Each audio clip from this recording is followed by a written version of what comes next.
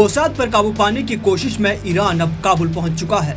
उसने तालिबान से वो किल लिस्ट मांग ली है जिसमें ब्रिटेन के MI6 एजेंटों के नाम हैं। इस कदम से ये साफ होता है कि ईरान अब सिर्फ खुफिया जंग नहीं बल्कि कूटनीतिक युद्ध की खाई भी पार करना चाहता है। ब्रिटेन में साल 2022 में गलती से लीक हुई एक सूची में लगभग 25,000 अफगानों और ब्रिटिश MI6 एजेंटों के नाम शामिल हैं। ईरान इस सूची को लेकर तालिबान से संपर्क कर रहा है ताकि ये जानकारी उसके दबाव बनाने का एक हथियार बन सके। ईरान का आरोप है अमेरिका और ब्रिटेन की एजेंसियां यानी CIA और MI6 मोसाद को सपोर्ट कर रही हैं। जून में अमेरिका ने खुद ईरान के परमाणु ठिकानों पर हमला किया था। ऐसे में ईरान मान रहा है तालिबान से मिली लिस्ट इन देशों को ब्लैकमेल करने में मदद कर सकती है। ईरान के सर्वोच्च नेता अयातुल्ला अली खामेनेई ने हाल ही में मोसाद की गतिविधियों को लेकर अपनी चिंता जाहिर की है। खबरों के मुताबिक खामेनेई ने तालिबान से एक ऐसी सूची की मांग की है जिसमें ब्रिटिश खुफिया एजेंसी MI6 और स्पेशल सर्विस स्टाफ के एजेंटों के नाम शामिल हैं। ये सूची ब्रिटेन की गलती से लीक हुई थी। ईरान का मानना है कि इस सूची के जरिए वो उन जासूसों की पहचान कर सकता है जो मोसाद के साथ मिलकर काम कर रहे हैं।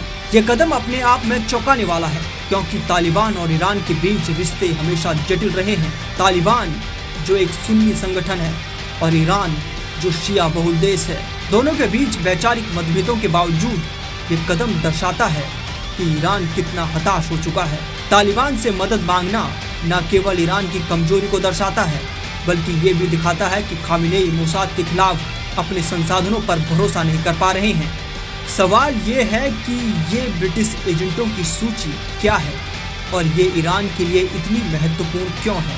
खबरों के अनुसार इस सूची में उन ब्रिटिश जासूसों के नाम और कोड शामिल हैं जो ईरान में सक्रिय हो सकते हैं। हालांकि ये सूची कोड में लिखी गई है जिसे समझना और डिकोड करना ईरान के लिए एक चुनौती है। सूत्रों का कहना है कि इस सूची में मोसाद के जासूसों की सीधी जानकारी नहीं है, लेकिन ब्रिटिश जासूसों के जरिए मोसाद के नेटवर्क तक पहुंचा जा सकता है।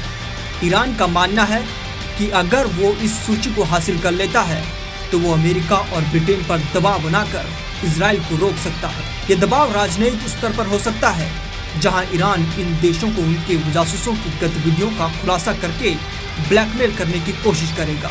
साथ ही ये सूची ईरान को अपने देश में मौजूद जासूसों को पकड़ने में मदद कर सकती है जिससे मोसाद की गतिविधियों पर लगाम लगाई जा सके।